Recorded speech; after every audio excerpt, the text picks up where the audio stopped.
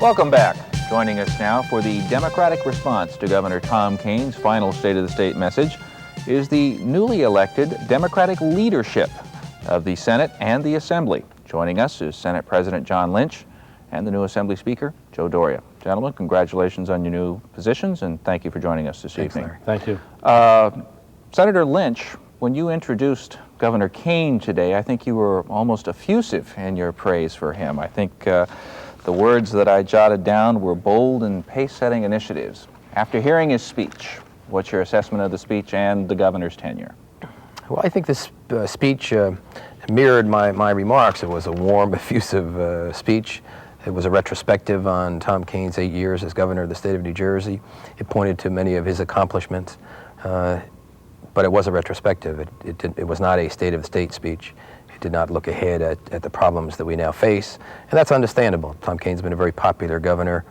I think that will be his legacy, that he was a very popular governor, that the image of the state was improved during his tenure. But clearly there are many problems that have been left unaddressed, and that he clearly turned those over to Jim Florio today without resolution. We'll get to some of those problems. What you see are the problems in just a moment. Speaker Doria, what's your reaction?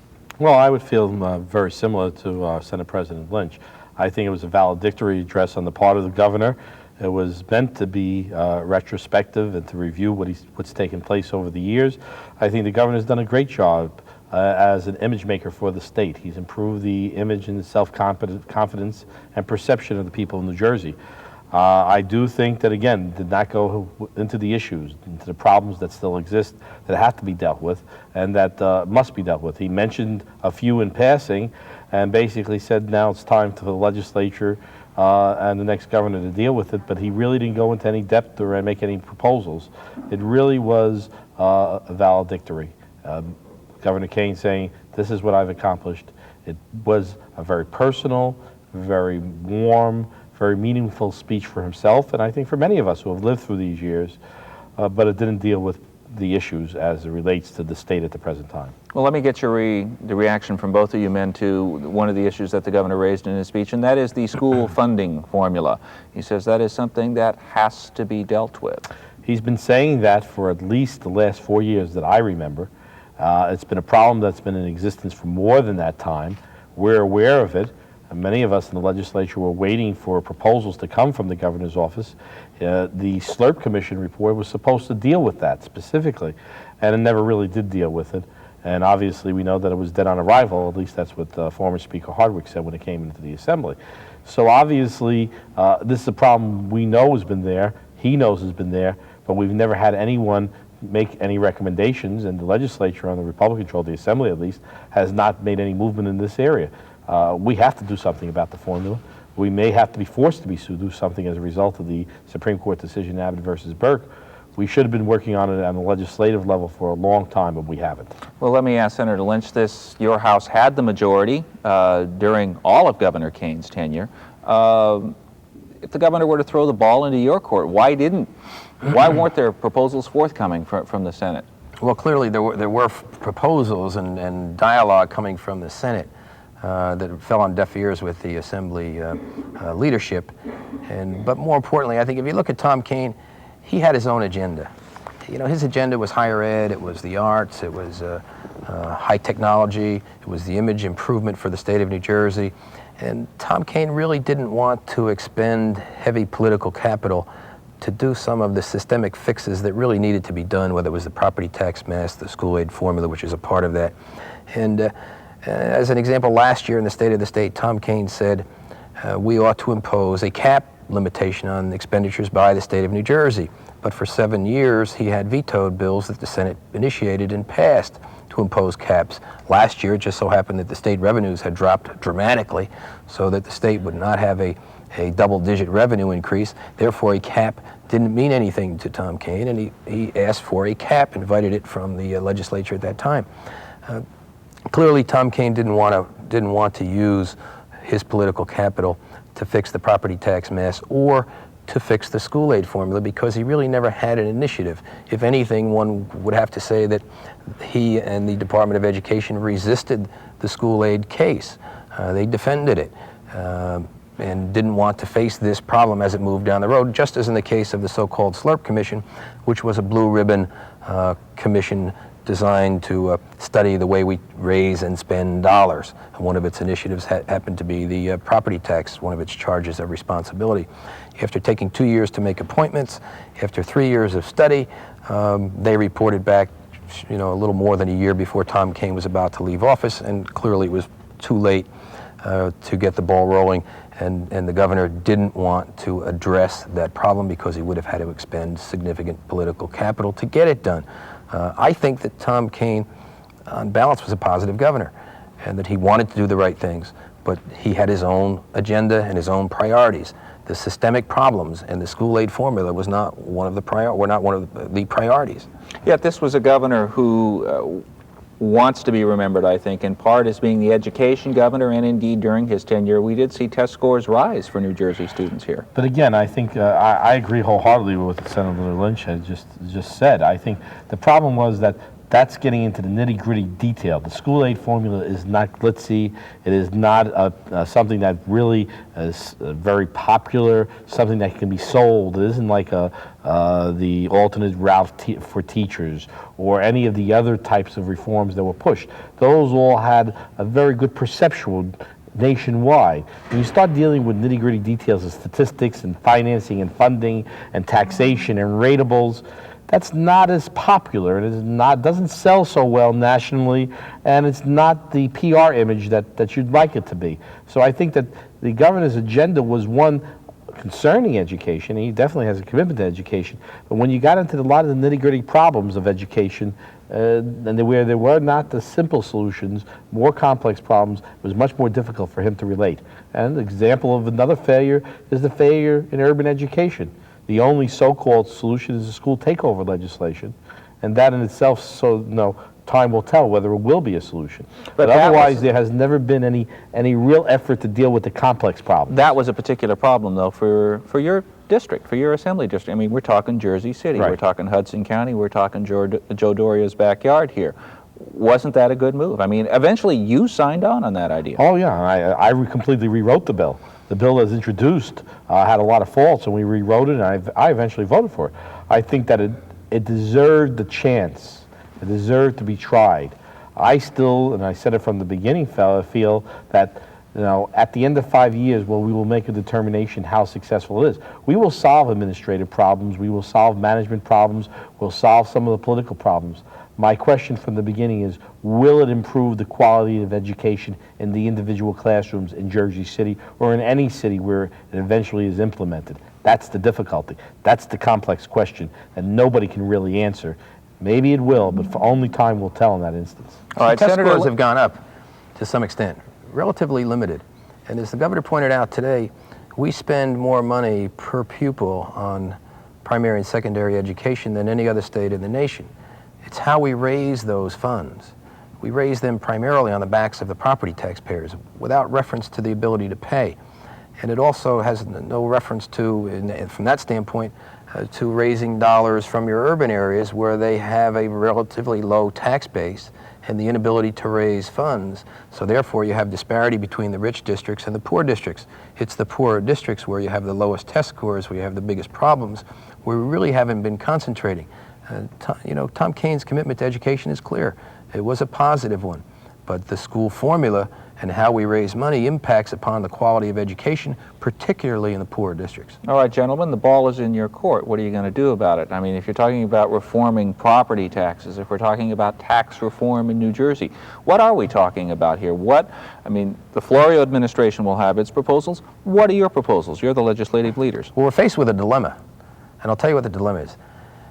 We were in good times in the 80s. The economy was soaring. We had a huge spike. The development community was fast at work. Revenues were way up, and we had healthy surpluses as much as $1 billion. That was the time to fix the system. Unfortunately, today, and that's why I said earlier that Tom Kean didn't make a State of the State message, he didn't talk about the upcoming year and the problems that we face fiscally. Tom Kean would have loved to have said, and I would have hoped that he would have been able to say, that I'm turning the keys over to Jim Florio, and the state is in the best of hands, and it's in a good fiscal situation, and that we had a $500 million surplus. we're in deficit. We're in deficit for fiscal 1990, probably at least $250 million. We're looking at a shortfall for 1991 of about $1 billion. Therefore, there was no reference in that context today in the state of the state. These are the problems that Jim Florio and the Democratic legislature are going to have to grapple with.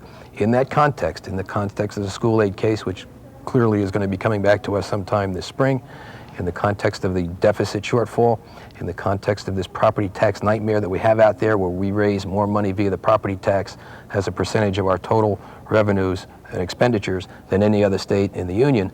In that context, I think we will develop an initiative and a program for property tax relief and an agenda for the 90s that protects the property tax payers, produces equity and fairness. And that's all we're talking about here is equity and fairness. Yeah, there's no question that when we had the best of economic times, we had that $1 billion surplus, there were some things that could have been done then. One of the things I know I advocated and a number of people was current year funding of the education formula. That would solve a lot of the problems local districts have with cash flow problems. It would have also begun to change the formula somewhat. It would have been very simple because the money was there. It meant a one-shot infusion, which would be gained the next year of approximately $160 million. That could have been done. It wasn't done. There's no question that at that time and place, a number of possible solutions, not only in the area of school aid, but in a number of other areas, we could have dealt with it because the money was there. But that was not the governor's agenda. That was not the agenda of the Republican Party. And the end result is that that occasion, that opportunity has passed us by. We now have to look at a very tight budget, a very, very tight situation where we may be running a deficit this year. And we're going to have to do, as the governor-elect has said, an audit to determine exactly what the problem is and how are we going to then go about solving it. I don't think at this point in place in time we can say what the solution would be, but I think we do have to say that we're going to have a very difficult time over the next few months making determinations as it relates to the expenditure of funds. And the most important thing is that we cannot continue to expend money and place that burden on the property taxpayers. As Senator Lynch said so well, our property taxpayers are the most burdened in the country. We may rank 39th in total taxation, state taxation, but when it comes to property taxes, we are right at the top. And that means that something has to be done, some equity has to exist, some movement has to take place. But are we going to have to face, it's been mentioned before, former Speaker Alan Karcher has talked about having a graduated increase in the income tax. Is that something that you may have to do? Anything is possible at this point in time. Is that an open option? I mean, is that something that you I think the option, I think there's a lot of options available. The question is, which are the best options? What do we really need? You can't begin to talk about taxation. You have the until majority you have a in your number. house. Let me ask you house by house here. You have the majority, you both have the majorities in your house. Was there support in the Assembly for a graduated increase in the income tax?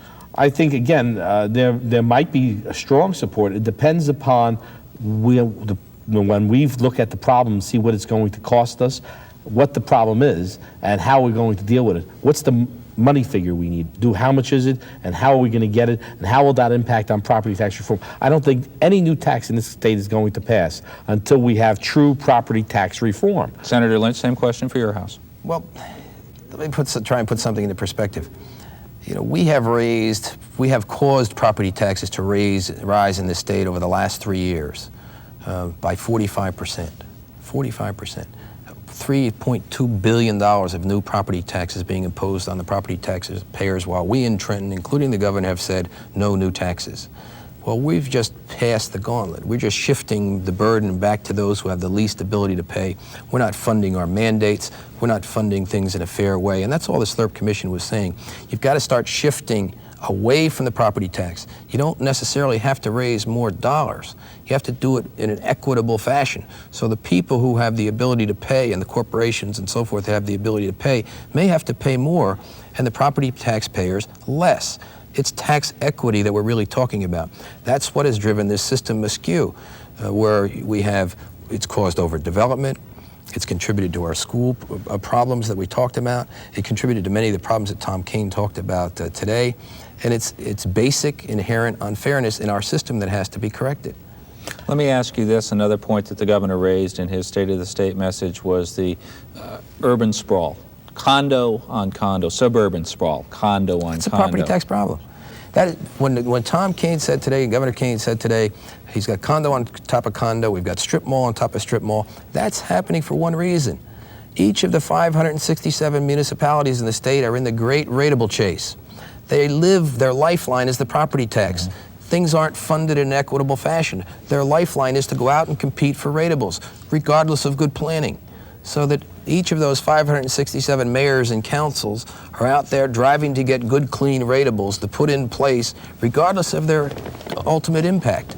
And that's why the system is wrong. That's why property tax is a double negative. Not only is it unfair to who has to pay, but it creates very bad planning. What's happening is there is no planning because the municipalities need more money. And so rather than raising property taxes, they're looking for those ratables. And if something comes in that looks clean, that's going to produce a significant amount of ratables, they want it. And what's happening is that this all over the state, every city, every mayor is looking to try to increase their ratables. I agree totally with Senator Lynch. I think that this is part of the property tax problem.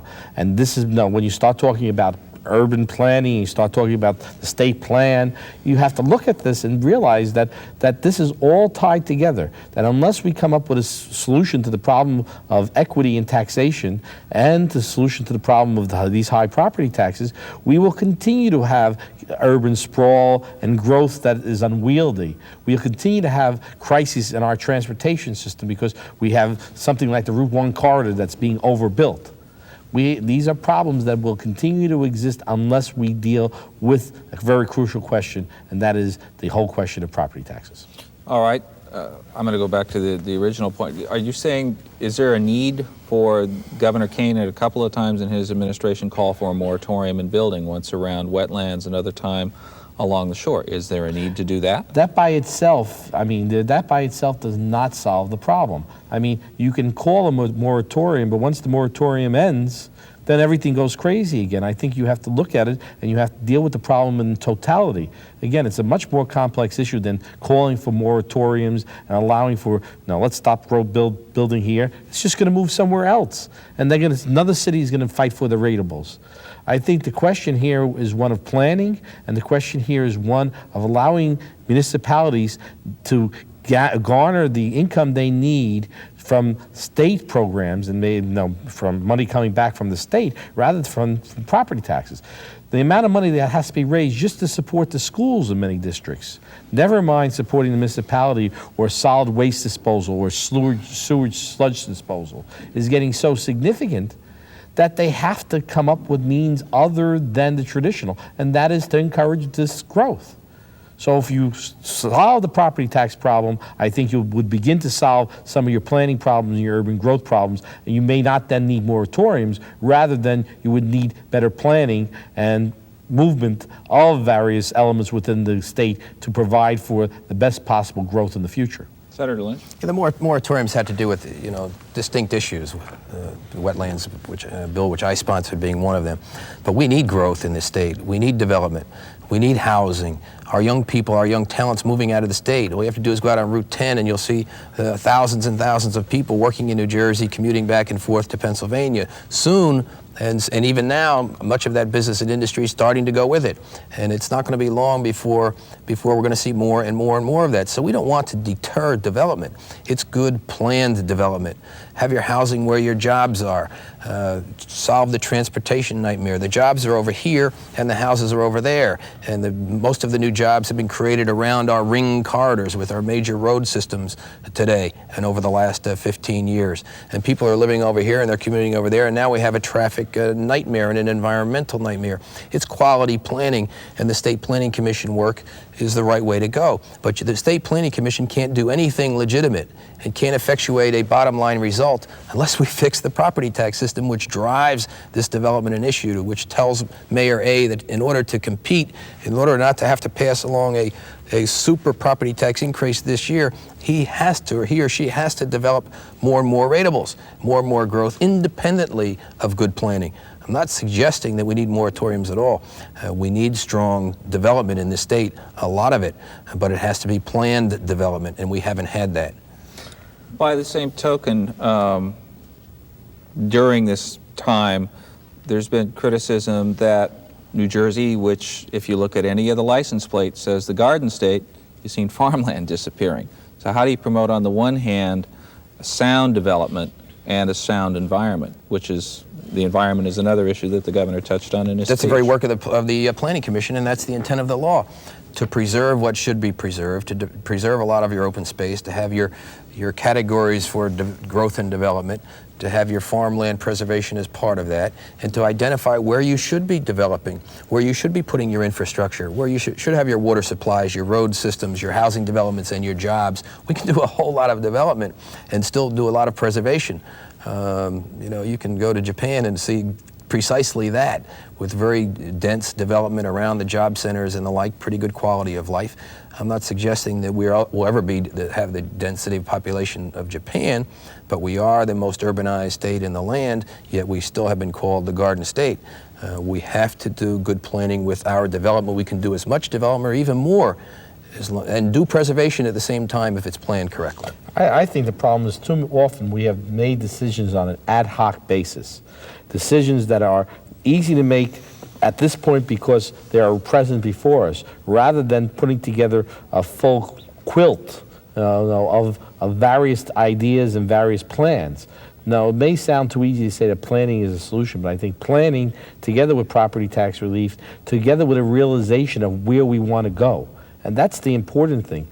There has to be some idea of where we want to go. We want development, but we want development that is organized. As the senator so well pointed out, you want to build your housing near the areas where you're going to have your employment. You don't want to go out and start taking the farmland, which is so scarce, and making that into developments. But sometimes it's easier to go there and build for a number of reasons. The land may be cheaper, the permitting may be easier, than to do it in the areas where your employment takes place. So that's the problem. And the problem is it's too easy on the part of municipal officials, county officials, and sometimes state officials to just go about and do what they have to do and take the easy way out, rather than looking at the situation as a totality and saying, let's solve this problem from this perspective rather than from 5 or 6 various perspectives. You have both characterized the governor's speech today as being a valedictory. Okay, looking back, saying farewell. What didn't you hear in this speech that you thought you might hear, or you think you should have heard? No, I think that the governor made the kind of a speech we fully expected him to make. A retrospective on his 8 years, a positive, upbeat message without identifying with the current major problems, except to point to the school formula, to point to the NIMBY syndrome of not in my backyard, issues which he clearly dodged. And I'm not saying that in a negative way. I think the governor set out in his first term, and then it's another agenda in the second term, with his own priorities, and that he felt that he had so much political capital to spend. And he was willing to spend that political capital on his priority agenda, higher education, primary and secondary education in some of its parts, the arts, the science and technology developments, which have been clearly positive with the spawning of our advanced technology centers in so many of the disciplines to bring us into the 21st century. Those kinds of things, they were his priority agenda, and I don't think he felt he had the political capital or enough political capital to go that step further and correct some of the systemic problems, or he didn't want to spend that political capital, one or the other. That's what was missing, if anything, today, but I didn't expect anything different. I thought it was appropriate for Governor Kean to talk about the positive things that have occurred in the last 8 years, to paint a good picture, to talk about how New Jersey became upbeat, how its image was improved, clearly to point to the fact in a sophisticated way that he was a very popular governor, is a very popular governor.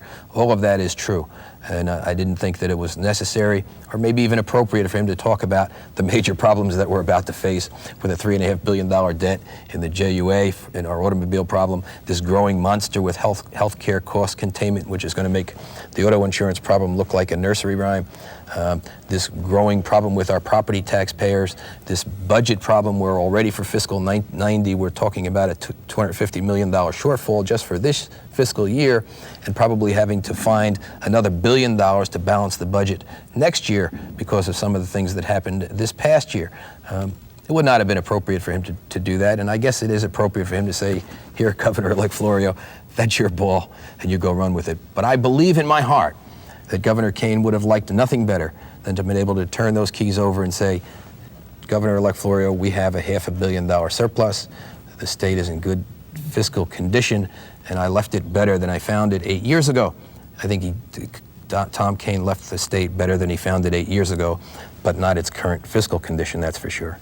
I think his speech today was much more in an effective area of values, ideas, images. Image of what he projected over the past 8 years, which was a positive image of New Jersey, positive image of himself and the people of the state. And he pointed out, talking about being proud to be from New Jersey and how when he was young, the wisecracks made about New Jersey. I think all of that just emphasizes that his concern was in an effective area rather than in the cognitive areas, rather than in the very specific problems that exist. And that, I think, in many ways exemplifies his administration. His administration was concerned about very much the effect of the perceptions, rather than sometimes dealing with the nitty-gritty problems. And that was compounded by the negative relationship with the Republican Assembly, of all things. It's probably his most successful years, and the best years he had were the years when the Democratic majorities existed in the Assembly and the Senate. During the last few years, there has been an unwillingness, as Senator Lynch pointed out, to use his political clout, to use those shits, to use his popularity with the public to deal with the very, very difficult problems of auto insurance and of the environment, of the problems of drugs and crime, and school funding and property tax relief. Those are all issues that have been touched upon, glanced upon, and some simplistic solutions created, but never in-depth analysis, in-depth problem solving, because that would have demanded continuous conflict with the General Assembly and the Republican leadership of the General Assembly, more than any place else. His relationship there probably was much more negative than it was with the Senate, and for that reason he did not get into sometimes some very nitty-gritty problems that he should have. He leaves office, though, with a great deal of popularity. After the concluding remarks, after the governor left, Senator Lynch, you thanked Mrs. Kean for her role as First Lady, and in your comments, I think you said, keep him in education, keep him in the humanities, keep him in the arts, don't let him run for office again. I think that's a tribute to the man's popularity. Is he a tough act for Florio to follow? Tom Kean's probably a tough act for anyone to follow. He's a master. He's an educator. He's a futurist, and he's a master politician because people don't perceive him to be a politician. And yet he's probably the most artful politician the state has known in modern times. And that's part of how he has enhanced the image of the state. It's part of the reason why he hasn't maybe had to or wanted to expend certain political capital to achieve certain things. I like Tom Kean. I think he's been a good governor. I think he's done some positive things for the state. I think he's a master politician, and so clearly as a Democrat, I don't think that I'd want Tom Kean to be back on the ballot running against the Democrat in the state of New Jersey in the future, because he's a difficult person to deal with politically. He is good, and he's a master politician. Jim Florio's a very astute politician and a man who really knows our government. And I expect good things from Jim Florio. I don't think this is a question of Jim Florio following Tom Kean's act. I think they're two separate and distinct people with two separate and distinct agendas. And I'm really upbeat about the prospects for Jim Florio as a true leader for the state. I think Governor-elect Florio probably comes to the position of governor with more background and experience to be governor than anyone else that's come to this position before in the history of our state. And he's got the background and experience, but he's definitely a different type of person, a different personality, and has different items on the agenda. I mean, he's much more of a hands-on worker, whereas I think Tom Kean was much more of an image, a style, which existed, and that I think that the difference will be seen. I don't think that Tom Kean's going to be a hard act to follow. It's going to be a different kind of act. The people of the state are going to see a difference that's going to affect and impact upon the involvement in government, and that I think is going to be positive. But there's no question Tom Kean is a very popular man. I personally have always liked him. I think he really comes across well. He cares. And that's the important thing. But the problem is his interests are very different than necessarily what are the best interests for the state. He was governor during one of our best times economically in the history of the state and the nation. And as such, he was the beneficiary of that. He was the beneficiary of tax increases we passed during the first 2 years of his administration that allowed for the high surpluses that existed during the middle of the administration. And if we hadn't done that, if the legislature hadn't done that, a Democratic legislature, times would have not been so good. Do you think history is going to have to repeat itself in the first couple of years here in terms of tax increases? Jury's out. I think that we have to look at what's happening with our revenues. We have to look at the length and depth and breadth of this problem. I think the audit procedure is a good one. We have to see where we can cut back. But clearly, there are some monumental problems brewing with that budget already that looks like we're going to have to find either in cuts or cuts in revenue enhancers or cuts in whatever, something like $1.25 billion in order to fund the current fiscal year and the ensuing fiscal year, and that doesn't even include the impact that might be wrought by the school aid case if the Supreme Court decides that we have to go fix that too.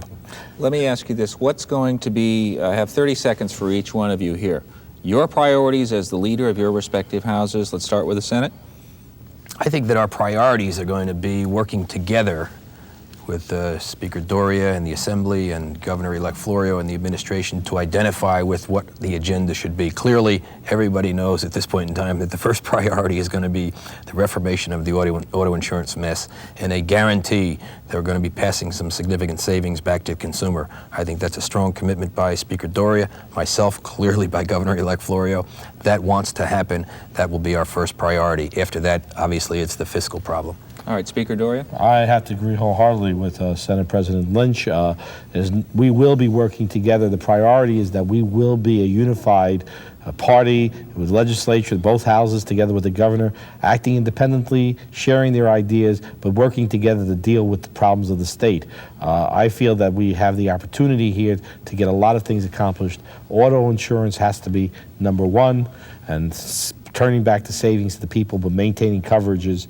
The other is obviously the whole physical crisis, the question of property tax relief, and I see then school aid and school aid formula coming in and having to be dealt with Abbott versus Burke. All right, on that note, we have to wrap it up. I'm afraid we're out of time. Speaker Joe Doria, Senate President John Lynch, thank you for joining us tonight for the Democratic response to Governor Tom Kean's 8th and final State of the State message. I'm Larry Stuelpnagel. Thank you for joining us. Stay tuned next for the rebroadcast of New Jersey Network News.